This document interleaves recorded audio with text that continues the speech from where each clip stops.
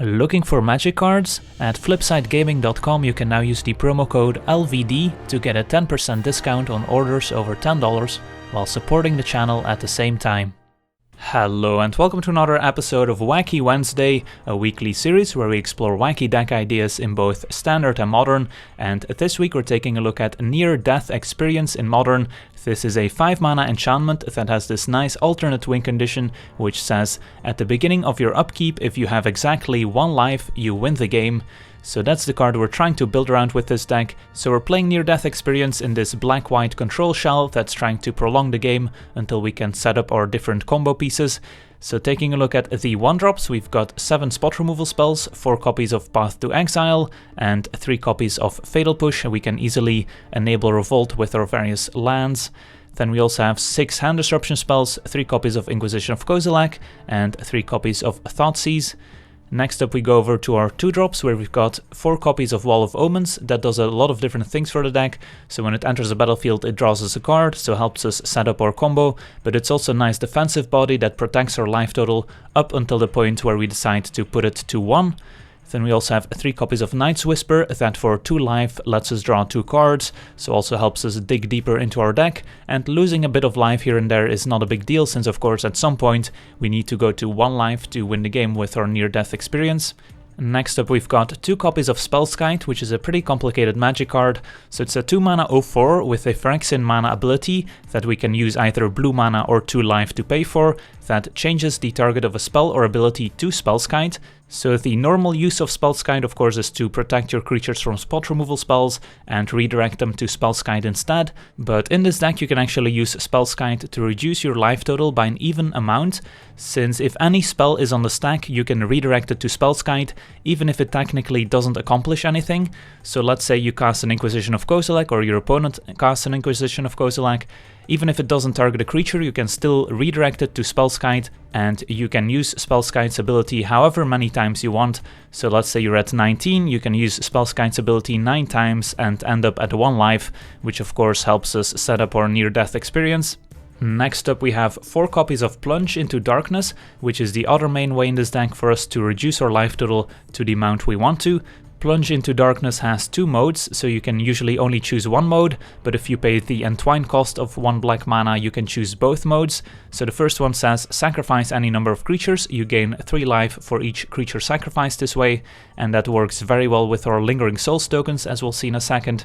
And the second mode is of course the important one, which says pay X life, then look at the top X cards of your library, put 1 of those cards into your hand and exile the rest. So not only does this help us reduce our life total to the number we want to, but it can also just help us search for the different combo pieces by digging through our deck.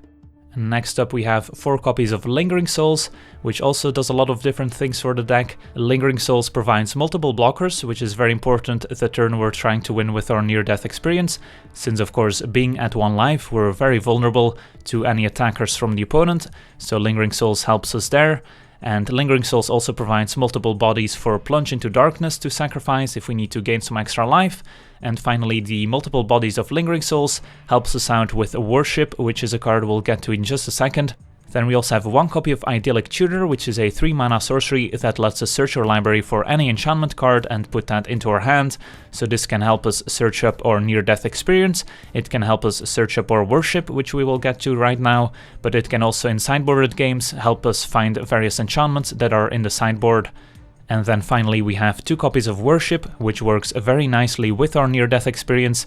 It's a 4-mana enchantment that says, if you control a creature, damage that would reduce your life total to less than 1 reduces it to 1 instead. So this is a great way to keep our life total at 1. Of course, there are some cards in Modern that make you lose life instead of dealing damage to you, so you always need to be careful when being at 1 life, even with a Worship in play. And then of course 2 copies of Near-Death Experience. Important to note about Near-Death Experience is that it will only trigger in your upkeep if you are at 1 life, and once the trigger resolves it will check your life total once again to make sure that you're still at 1 life before winning the game. Then taking a quick look at the mana base, we've got 25 lands to ensure that we can get up to 5 mana for our Near-Death Experience. We've got 3 copies of Caves of Koilos, which helps us reduce our life total by 1 when we add black or white mana to our mana pool. So that's a great way to reduce our life total from 2 to 1 if we're at an even life total, especially in combination with Spellskite. We also have 4 copies of Concealed Courtyard for the start of the game, where we don't want to be losing any life. We've got 2 copies of Field of Ruin to deal with opposing non-basic lands that could be problematic. We've got some fetchable lands here in 2 copies of Godless Shrine and 1 copy of Hallowed Fountain. That way we can use Spellskite's ability without having to pay any life. We've got a total of 6 fetch lands, 4 copies of Marsh Flats and 2 copies of Windswept Heath. And then of course a lot of basics as well that we can fetch, 3 plains and 1 swamp. And then finally 3 creature lands here in Shambling Vent to gain some life when we need to. Then quickly going over the sideboard, we've got 1 copy of Celestial Purge as a versatile answer to red or black permanents. There's a lot of those in Modern. We've got 2 copies of Rest in Peace against graveyard decks. We've got 2 copies of Stony Silence, mostly against affinity decks and other artifact-based decks. We've got 1 copy of Gideon, Ally of Zendikar as a pretty powerful sideboard card that if the opponent doesn't have any answers to, can run away with the game by himself. Also makes tokens that work well with our worship. We've got 4 copies of Leyline of Sanctity, which has a lot of different uses against discard-heavy decks, against burn decks, against scapeshift decks. We've got 2 copies of Wrath of God as a nice sweeper against creature decks. We have 2 Collective Brutality as another very versatile sideboard card. And then finally 1 copy of Sundering Growth to deal with artifacts or enchantments. And it also has Populate, so can maybe make an additional spirit token. So that's the deck. Now let's jump into some games and see how the deck does. Alright, we're on the play. And our opening hand looks alright. We are about to take a lot of damage off of our own cards, but that's fine. So we've got turn 1 Thoughtseize into turn 2 Night's Whisper. So let's lead with Swamp into Thoughtseize and find out what we're up against. Alright, this looks like the Death Shadow deck with a pretty heavy Delirium sub-theme, as we see Grimflayer, Bauble for Artifact, Tarfire for Tribal, and 2 Tarmogoyfs. I think we're interested in taking either the Tarmogoyf or the Grimflayer. Grimflayer can help our opponent fuel their graveyard, but I think overall Tarmogoyf is going to be the bigger threat.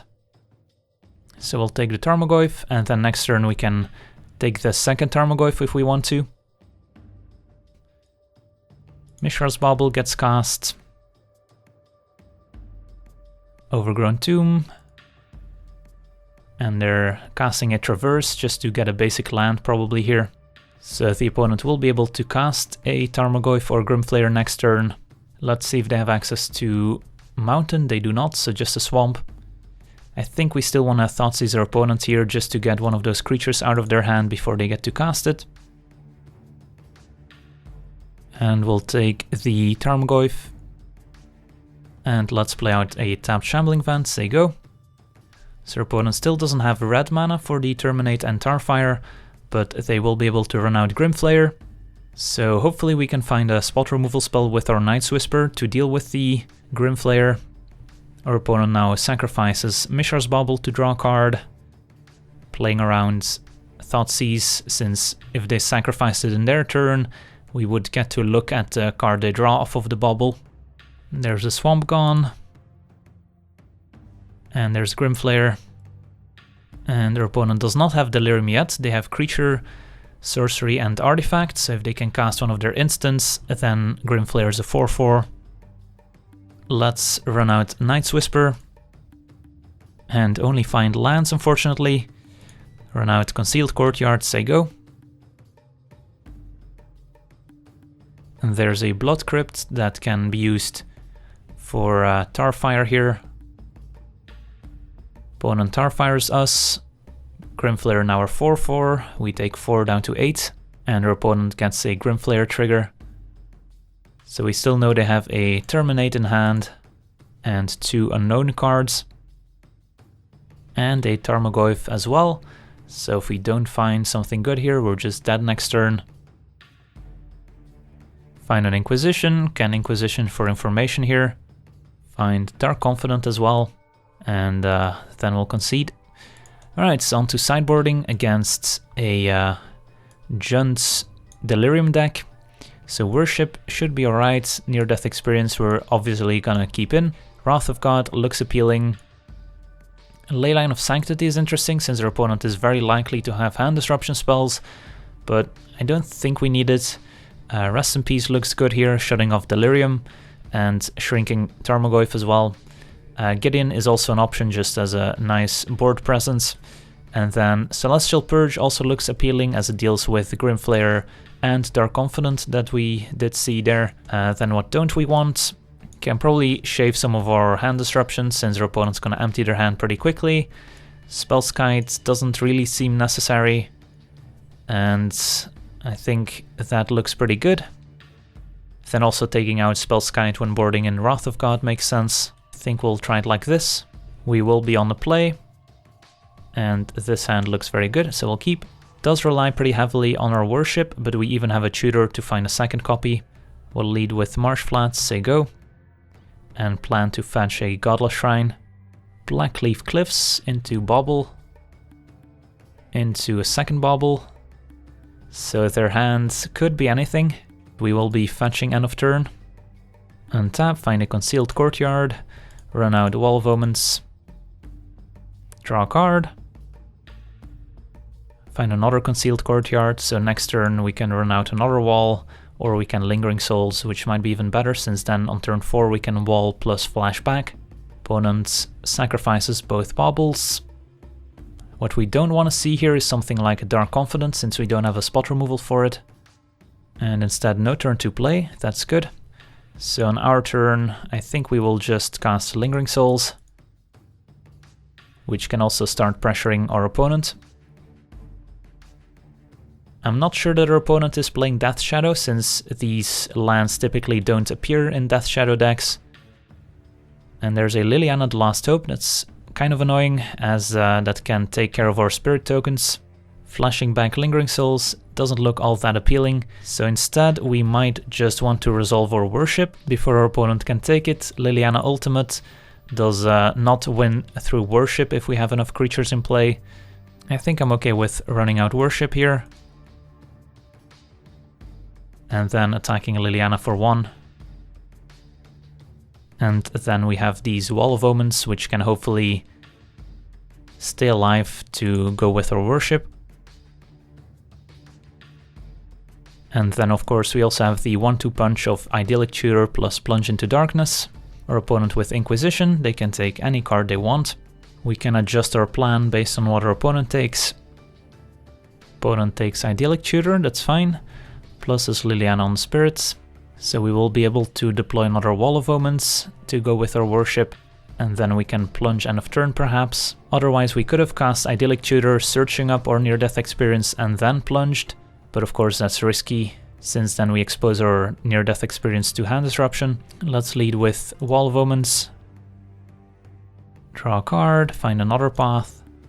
Play out our land, say go. They're gonna terminate our Wall of Omens. We could path it in response to get a land, but I don't think that's necessary, so we'll just let it happen. Liliana minuses.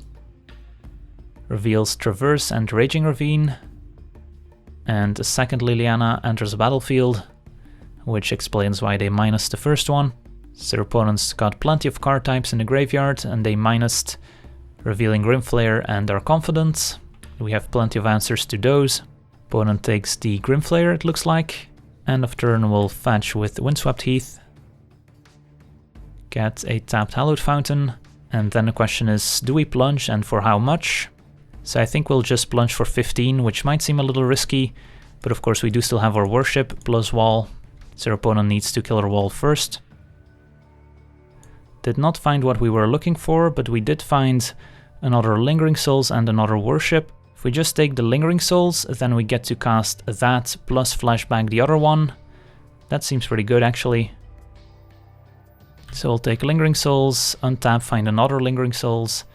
So let's flashback the one from the graveyard. And then cast the one from our hand. And that way we have a way of pressuring Liliana. And we also have additional creatures for Worship, which is very relevant. Liliana kills the spirits. And there's a Scavenging Ooze, which can gobble up one of our Lingering Souls in the graveyard. And that's gonna happen right now. Alright, Celestial Purge can just exile Liliana. But I think we're better off keeping the Celestial Purge in hand and just attacking Liliana for now. So let's move to combat and attack Liliana with all spirits. So Liliana should be down here. And then second main phase, we could make some more Lingering Souls. I don't think we need to path the Scavenging Ooze right now, so let's just cast and flashback Lingering Souls. And then we can just start attacking our opponent the old-fashioned way. Even with green mana available, our opponent would not be able to exile the Lingering Souls before we get to flash it back, because they never get priority back. So we do need to be afraid of something like a Maelstrom Pulse on our spirit tokens. But as long as we get to keep up Path to Exile, we can path our own spirit token in response to the Maelstrom Pulse to avoid the other spirits dying. Let's go to blocks. Our opponents can exile some creatures, but we don't really care if the wall dies at this point. So our opponent eats one of our walls, and they're gonna fetch and shock to exile another creature. Grow the ooze some more. That's fine. Wall dies. Find another wall. Draw a card, find another wall. So let's hit for 7. Opponent takes it. If we want to play it safe, we need to keep up a Path to Exile to deal with a Maelstrom Pulse from the opponent, so I think we will end up using Celestial Purge on the Grimflayer, just to keep a path available for our own spirit tokens. So we will let our opponent go to combat. Grimflayer and Ooze attack. And let's just Celestial Purge the Grimflayer to prevent our opponent from getting any card selection. Could have blocked with a wall first, but that also makes our opponent gain some life, which we don't want in this racing situation. So we go down to 1 thanks to our worship. And does our opponent have something like a Collective Brutality to finish us off? That would have also been a reason to block or path the Scavenging Ooze. Instead, Hazoret the Fervent. That's fine. We can path that if we want to, but it's not even necessary since Hazoret deals damage. Let's just play out a Wall of Omens. I guess we should be keeping a blue in case we draw Spellskite, but I think we boarded out Spellskite, so it doesn't really matter. Move to combat, attack with all our spirits. And that's a 2-turn clock. Even if our opponent kills one of our spirits. Pass the turn. And does our opponent find an answer? Traverse. What does it get? Alright, it can't find anything relevant. So on to game 3. So do we want to change anything? Yeah, I think we just run it back. Our opponent probably has more answers to our enchantments this game now that they saw the worship and our tutor. But I think we'll be fine. Alright, we're on the draw, and this hand's not super exciting, but I think it's serviceable. We have removal for creatures, a wall, so we'll keep. Can easily lose to a planeswalker from the opponent, but so be it. Wooded Foothills. Opponent might have some hand disruption turn 1. As we see Overgrown Tomb into Traverse, so they're just getting a basic. They get a Mountain, so they did have Mountain game 1 perhaps as well, but chose to get the Swamp anyways. Of course, that helped them cast a Grimflayer back then, so makes sense. Let's run out Concealed Courtyard, so we have access to Fatal Push without taking damage. And then next turn we can run out Caves into Wall.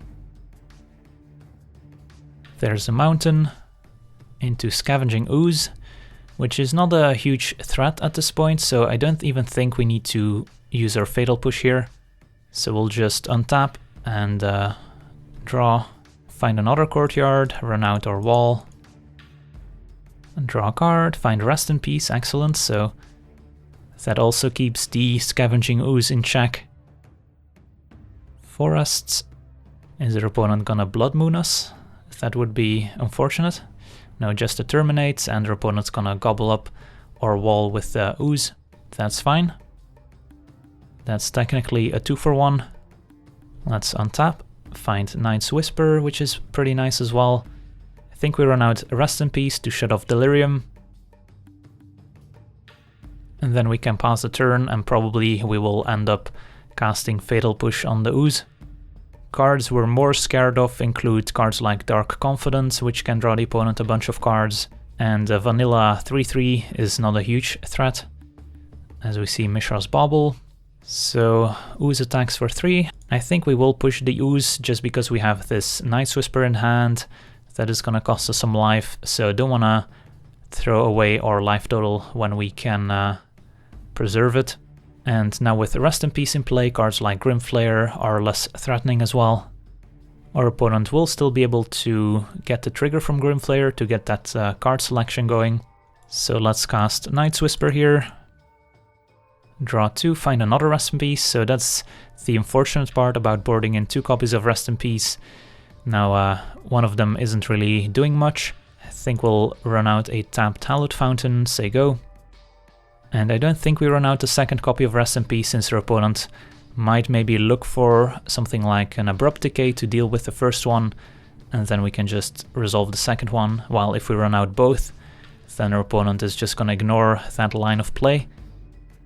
So now I think we do need to take the hit from Grimflayer, just because there's some more threatening creatures that our opponent can have, and with 4 cards in hand they're pretty likely to have one. And there's a Maelstrom Pulse and Rest in Peace, perfect. So that's exactly what we wanted. Rest in Peace is exiled to its own ability, but Maelstrom Pulse goes to the graveyard. Grimflayer attacks, and now I think I'm okay with pathing, since their opponent did not present another threat. But that of course could change next turn. Does our opponent have more basics? They do, so a lot of basics. There's Inquisition, so we can have a look. See what the opponent's working with.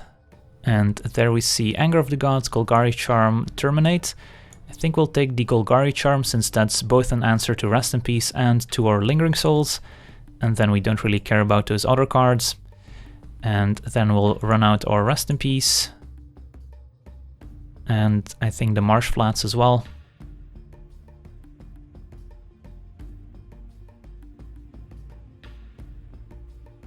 Grimflayer is not what we wanted to see here, so now we need to find an answer to that. End of turn we'll fetch, just to thin out our deck a little bit. Find a tapped Godless Shrine. Don't think our opponent is running Blood Moon, but I could be wrong. Wrath of God, I think we just have to cast that, since letting the opponent get those Grimflayer triggers is gonna really help them to find more threats. So let's pass it back. Inquisition is gonna miss.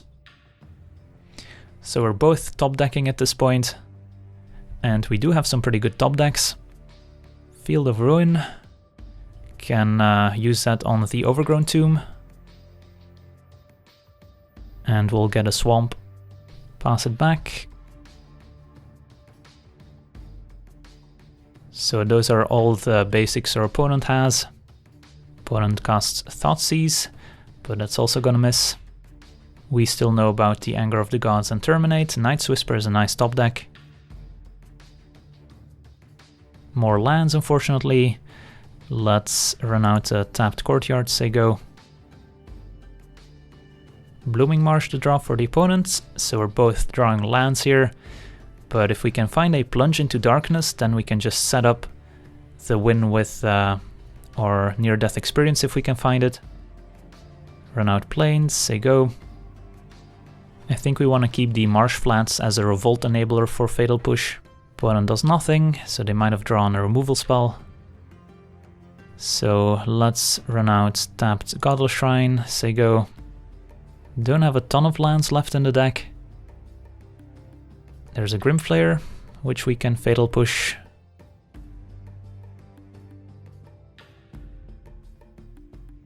Find a Windswept Heath. Let's run out the Marsh Flats, say go. We have 1 Plains left in the deck that we can get with the Marsh Flats. Not sure if we want to fetch it or if we want to wait.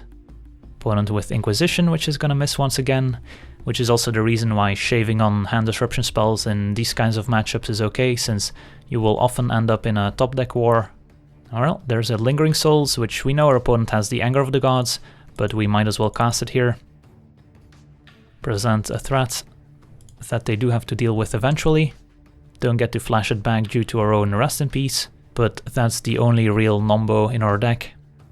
Opponent takes 2 from Blood Crypt, so they get to cast Anger of the Gods. So they still have a Terminate in their hand. Untap, find a Wrath of God. We'll keep the land in hand in case our opponent has Liliana of the Veil and pluses, that way we can discard the Caves of Koilos instead. Kologon's command is also a reason. Find Inquisition, let's cast that. Probably not gonna find much. 2 Traverses and a Terminate. Traverse doesn't do much, but neither does Terminate. I guess we'll take the Terminate still. If our opponent does eventually answer Rest in Peace, then those Traverses do turn into creatures. If we, let's say, draw a Wall of Omens that can block a Grimflayer, then Terminate will kill our Wall of Omens, while if we take the Terminate, then the wall can block Grimflayer all day long. And Shambling Vent is also a reason. Opponent sacrifices Bauble, so now we can start beating down with Shambling Vent. Opponent draws from Bauble, just a land, plus an additional unknown card in their hand. Alright, there's near-death experience, so I think it's actually time to run that out. And we can lose 4 life right now, just by using our Caves of Koilos and our 2 fetch lands. But of course we don't have our insurance from Worship to keep us alive. So it is a little risky just to take some damage randomly, but I think it's probably worth it here. So see Liliana the Last Hope. That's gonna take a while to ultimate, and we still have a Wrath of God as well. So not too worried about Liliana. So end of turn, let's take a damage and take a damage. Don't need to crack the fetches yet, since we can do that at any point. So let's just untap. Find a path. Let's see, we could threaten Liliana with our Shambling Vent. I guess that's fine. Does set back our near-death experience by quite a bit, but it's probably worth it. So let's fire up Shambling Vent. Go to combat. And attack Liliana. And say go. Liliana pluses. Opponent says go. Think we'll untap for now. Until we get rid of Liliana, I'm not gonna take too much damage from these caves yet. Did our opponent find a removal spell? They did, they found Terminate. Alright, so now the plan of near-death experience is back online. So let's deploy the caves and we can take 3 damage a turn. Probably should have taken 2 damage last turn with our caves. Now we see a Tarmogoyf, which is just an 0-1, so not that threatening. Liliana pluses. We'll take 3 from our caves.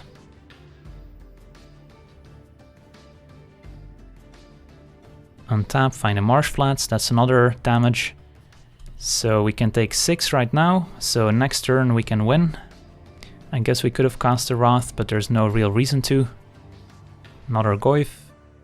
Opponent still 2 Traverses in hand, so hopefully their last card is not Starfire, since that could mess up our plan significantly. So let's take some more damage. Find Inquisition, alright, that's good insurance. Inquisition our opponents. Find 3 Traverses. And I guess we can cast our Wrath here, since that way, if our opponent somehow finds a way to destroy Rest in Peace, they're not gonna kill us on the spot.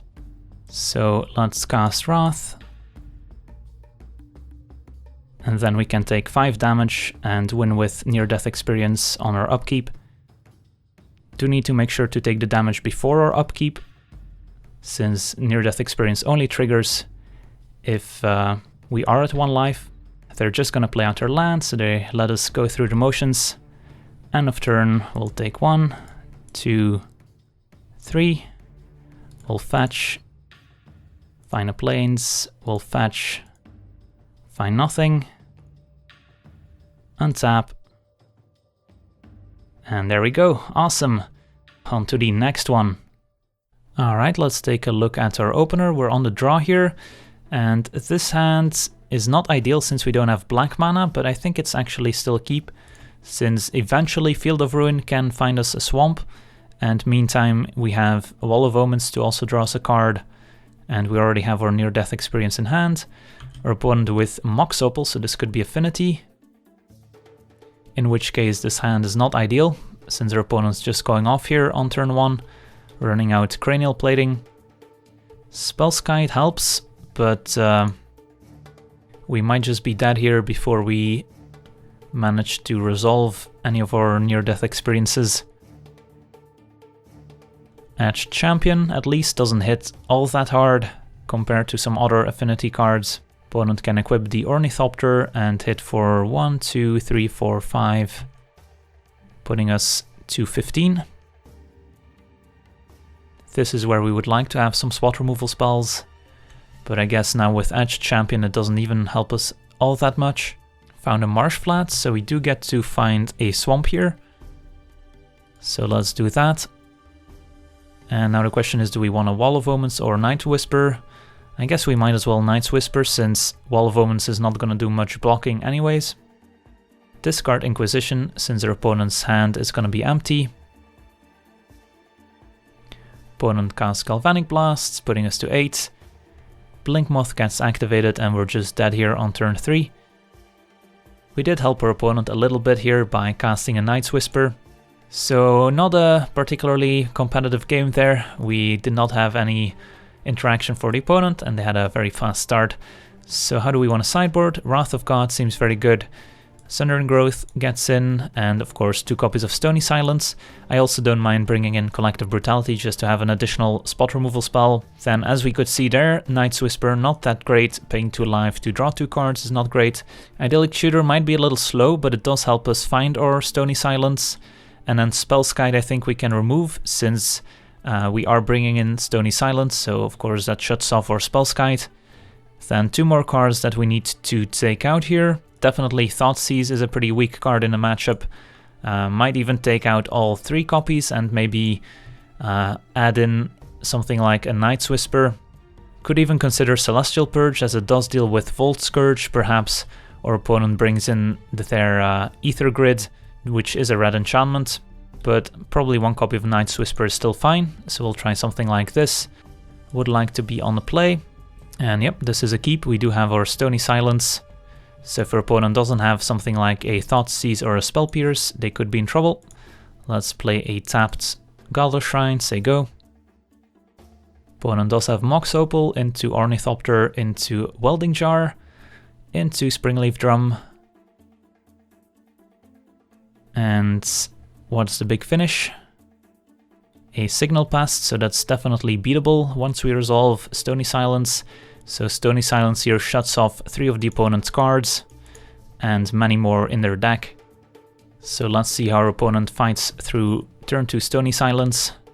Right now they can attack us for 1. Then we do have Lingering Souls down the line here to block the opponent's flyers, and our opponent just concedes here. Alright, so that's how you win games in Modern, turn 2 Stony Silence against Affinity. So do we want to change anything on the draw? I don't think so. Our opponent might now be reconsidering some cards like Ether Grid or Thoughtseize, but I don't think we can do much about it. Celestial Purge is an option. I think we'll just run it back. Alright, so this hand is not particularly great since we only have 1 land. Otherwise it would be okay since we do have some removal spells and Lingering Souls and Worship, but of course most 6 spell hands are gonna look pretty good. So let's mulligan. Another 1-lander, unfortunately. With the Scry, I don't think we keep this still. And, well, I guess we'll keep this. Our opponent also mulled to 5, so we do have a shot here. And Marsh Flats can stay on top to provide some black mana. Opponent with Memnite, into Ornithopter, into another Ornithopter, and that's it. So no land for the opponents, so definitely don't want to path them if we don't have to. So let's run out Marsh Flats, planning to get a black source, and then we can start drawing some cards with Night's Whisper. There's Mox Opal, So the opponent does have access to some mana, and there's a Signal Pest now. We might actually be interested in pathing the Signal Pest right now, just because that way we can cast a Night's Whisper on turn 2. So we'll take 1 from Memnite to 19. So if we want to path the Signal Pest, we do need to fetch and shock for a Godless Shrine here. I think we still go for the Godless Shrine here, just to be mana efficient. Path the Signal Pest. Does give our opponent an extra mana source, but that way we don't take too much damage next turn. Opponent gets a mountain. Untap. Draw, find another Plunge into darkness. So those are pretty painful in this matchup, but I think we'll start with a Night's Whisper, find a Worship. Alright, so all we need now is some creatures. Wall of Omens would do, Lingering Souls would be great. There's a Springleaf Drum. An attack for 1. So we do have some time here. Opponent with 1 card in hand. And Shambling Vent to draw, which we might as well play out here. And then we'll wait on these plunges for now until we have more information. Right now the plunge would just help us find a creature. And there we see Master of Ethereum. That's bad news, since that pumps up all the opponent's creatures. And it's gonna hit us for 4 this turn and for a bunch more next turn. So we might actually be forced to plunge to find an answer to the Master of Ethereum, since right now Worship is not gonna help us. I guess we can plunge for 7, that way the Memnite doesn't kill us next turn once we find an answer to the Master. It is very risky, of course, and it would shut off our fetch land as well. I think we'll plunge for a small amount here. So 1, 2, 3, 4, I think we'll plunge for 5. And well, there's a Wrath of God. That will definitely do it. So let's take that, and then we can untap, and then just fetch for basic, or just play out our Caves, and play out Wrath. If our opponent has a Galvanic Blast, we're dead. If they don't, then we can start attacking with our Shambling Vent perhaps. Inkmoth Nexus, not a big deal since it deals poison damage. So I think we just animate Shambling Vent, get in for 2 here. Our opponent could block with the Inkmoth, but that's fine. And we want to get out of Galvanic Blast range. So let's animate Shambling Vent, attack for 2, and then play out a tapped Hallowed Fountain. Say go. Steel Overseer is also a problem, since that can start pumping the Nexus next turn. So we'll take 1 Infect. And of course Worship does not help against Infect. Alright, Sundering Growth, that's good. So we could Sundering Growth the Inkmoth, or we could Sundering Growth the Steel Overseer. I'm actually leaning towards using Sundering Growth on the Inkmoth, since that's a way for the opponent to get around our Worship. So I think we will run out Caves, and then we have the option of attacking with Shambling Vent or running out our Worship, which at the moment doesn't do much. I think we attack with our Shambling Vent.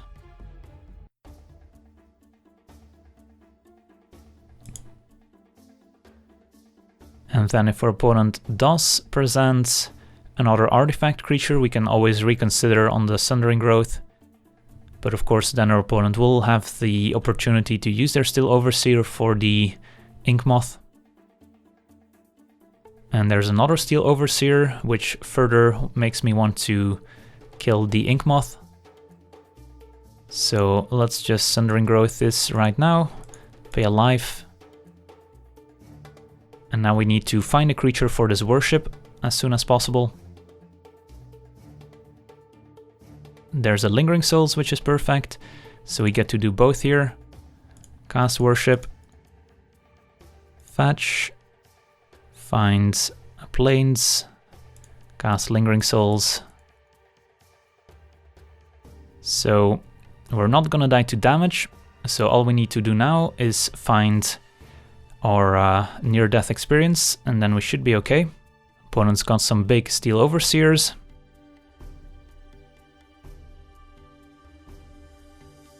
I think we flash back Lingering Souls. That way we can sacrifice some of our spirits to gain some life back to plunge for even more. Do want to leave at least 2 spirits, I think, in case our opponent top decks removal, since then of course worship doesn't work anymore. So let's entwine, and then we'll sacrifice 2 spirits, gain 6, and then we can plunge for 10. And did not find near-death experience, did find a Stony Silence, which seems like our best card here. Could also find the Wall of Omens, but that's not that great here. So let's run out Stony Silence, say go. And then we just need to find our near-death experience before our opponent finds a way to get out of our worship lock. And alright, our opponent concedes. They did not even get to find out our win condition. Let's see how far. Well, I guess we were just gonna draw Idyllic Tutor, cast our near-death experience, and win on the following turn. So we were gonna win the game in 2 turns here. So on to the next one. Alright, we're on the play.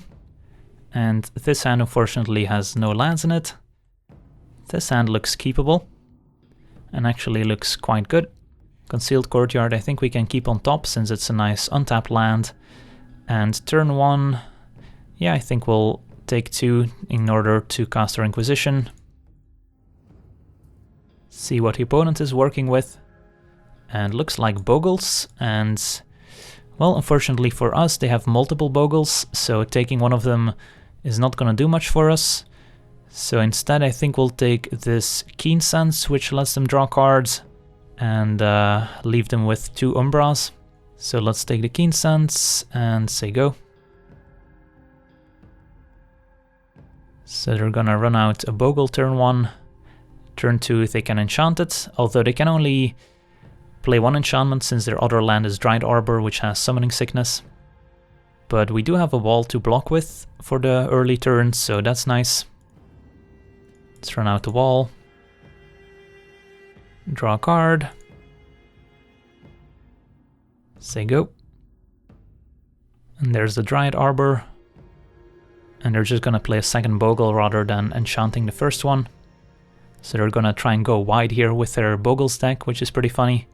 Alright, a Marsh Flats to draw, so let's Night's Whisper. And find a Lingering Souls and a Thoughtseize, which we can play here. So let's do that. Get a Swamp. Thoughtseize our opponent, now that we still can. And find a hand with Umbra, Coronets. Yep, definitely want to take the Coronet here, which is a pretty big power boost. And pass it back.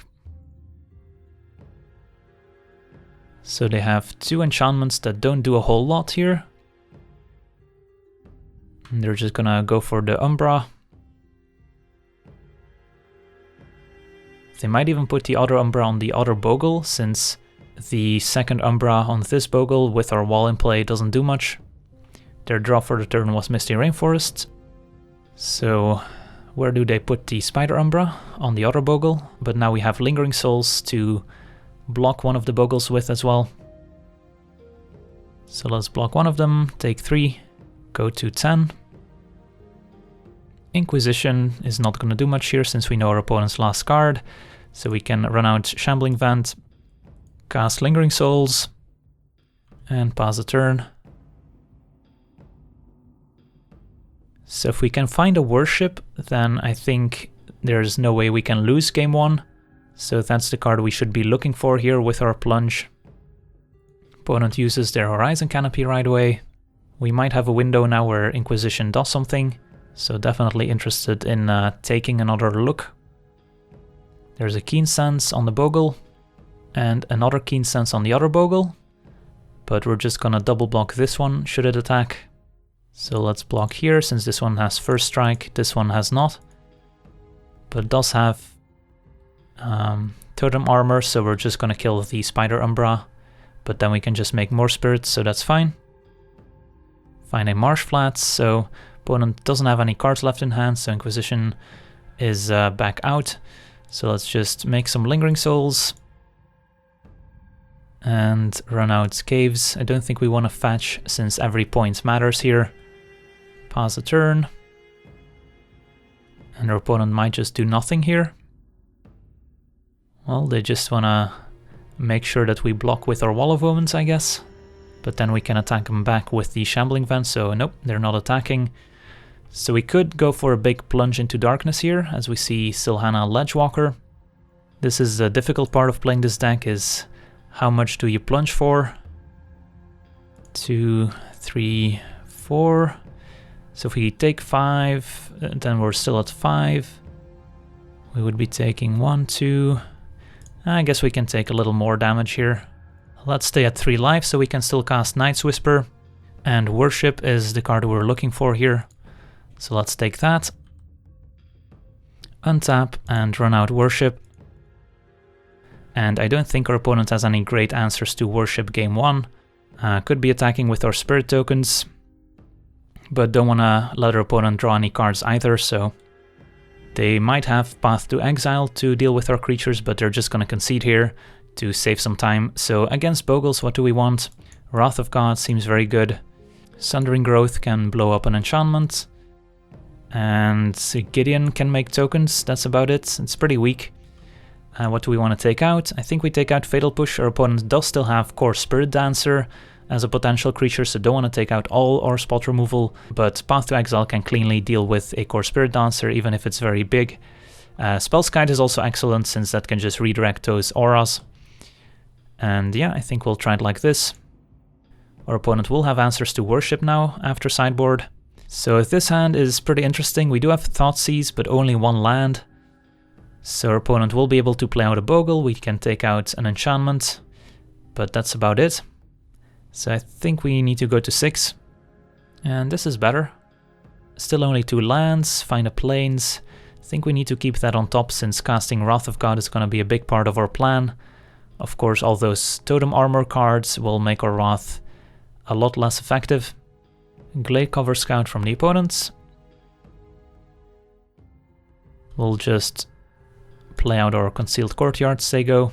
So we do have all our combo pieces here. Just need to make sure that our opponent doesn't kill us before we get to assemble the combo.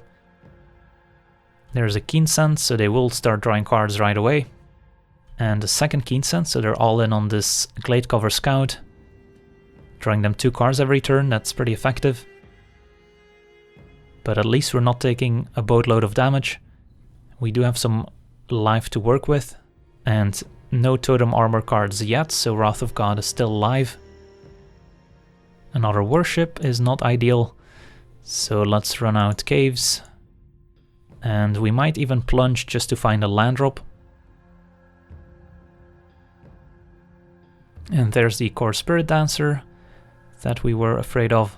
So our opponent drawing a million cards here with their Keen Sense and their Core Spirit Dancer. Putting the Hyena Umbra on the Scouts, so playing around our Wrath of God. So they're gonna hit us for 2. And then I think we do Plunge just for a small amount to hit our land drops. Maybe find a Spellskite to get us out of this. So end of turn. Let's Plunge. And how much do we Plunge for? Let's say our opponent can put a Coronet on this next turn, that's 5.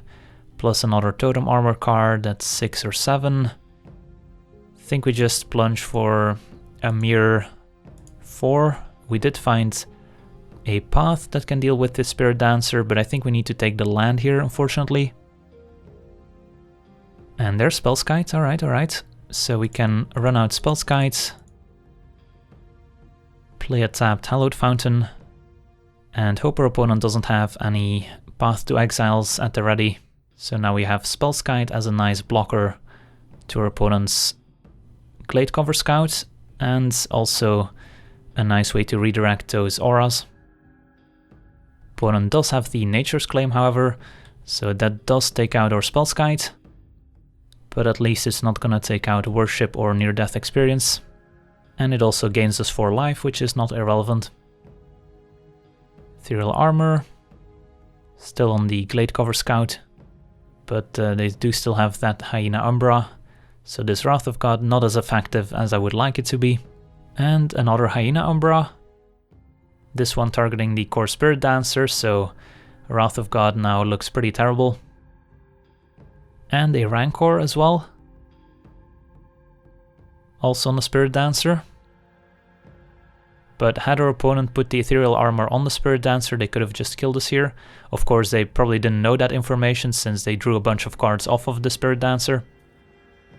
But, well, at least we get to play for one more turn here. Don't think there's anything that gets us out of this. If we Thoughtseize, we also lose the game, but maybe we get to take a peek at our opponent's hand, so let's try it. Alright, we do get to take a look at their hand before we die. So they do have another Nature's Claim, Coronets, a bunch of enchantments. Alright, let's take the Nature's Claim, I guess, and then die to our own Thoughtseize. So can we do anything against Nature's Claim? Could side in Collective Brutality, but that's about it. So I think we just run it back and yeah, try to have the opponent mulligan a bunch and then Thoughtseize their only creature. Would like to play first, and this hand looks good. We do have Spellskites, and then Wall and a bunch of Plunges. Run out Vent, say go. And let's find out if our opponent has the Nature's Claim right away for the Spellskite, or if we get to steal a bunch of auras. There's a Scout. Alright, Inquisition, interesting. So I think the plan here is to run out Wall of Omens. And then next turn we can Inquisition plus Spellskite to protect our Spellskite. So let's play out the Wall. And with just 2 mana, the opponent should not be able to put too many enchantments on their Glade Cover Scout. Alright, there's a Worship. So that's our game plan here. Keep our 0-4s alive, resolve Worship, and then eventually win the game. So let's see what the opponent goes for. They're just getting a Plains. And there's the Core Spirit Dancer, so I'm not afraid of removal spells here. So let's Inquisition and see what the opponent has in hand. So they have another Scout and only 1 enchantment, Spirit Mantle. So we get to take the Spirit Mantle, leave them with a 1/1, and yeah, a pretty weak hand. And I definitely will still play out the Spellskite here, just in case they top deck an enchantment. So let's pass it back. They run out the Canopy. They're gonna sacrifice it right away. And looks like they did not find a Nature's Claim. Alright, Path is a nice one, so we get to Path the Spirit Dancer to prevent our opponent drawing any extra cards. I like that. Run out Marsh Flats, say go. And then we can start plunging if we want to. Another Scout, that's fine. Windswept Heath. And end of turn I think we'll get that Hallowed Fountain. So we can use our Spellskite pain-free.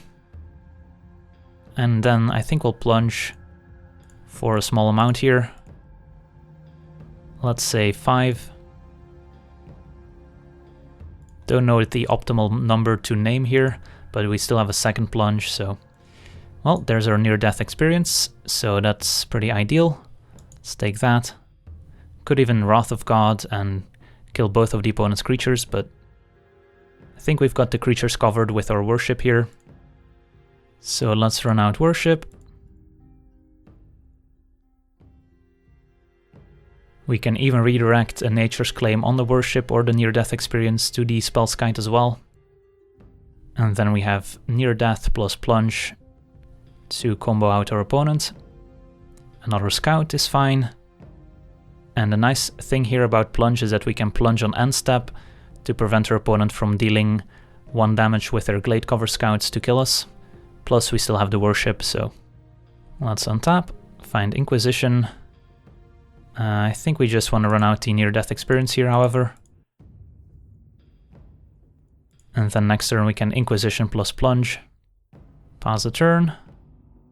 Well, it is nice to have main deck Spellskite against the Boggles deck. Let's see if they have anything end of turn. They don't. They can attack us for 1 basically. And I think I will block. So down to 10. Untap. Inquisition. See a hand with 2 coronets, Ethereal Armor, Rancor. Let's take the Rancor. And say go. And then we can plunge for 9 end of turn. Still have that blue mana for Spellskite, so we can use the blue mana rather than pay 2 life to redirect any Nature's Claims on near-death experience.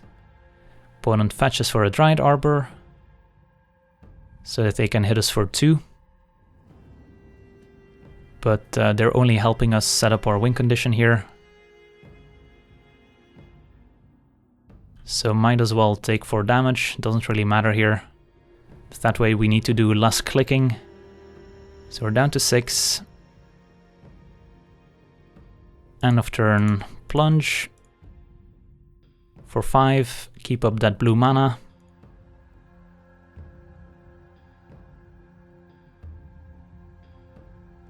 Okay, find a Lingering Souls. Untap, near death experience goes on the stack. And we win the game, awesome. I wanna thank you for watching, I hope you enjoyed this gameplay. And as always, have a nice day. I also want to thank all my patrons for supporting the channel, and you can do so yourself as well over at patreon.com/LegenVD, where you get cool rewards for supporting the channel, as well as getting us closer to our goals, where with every goal reached, we will release an additional weekly series. So if you want to see more content, Patreon is the place to go.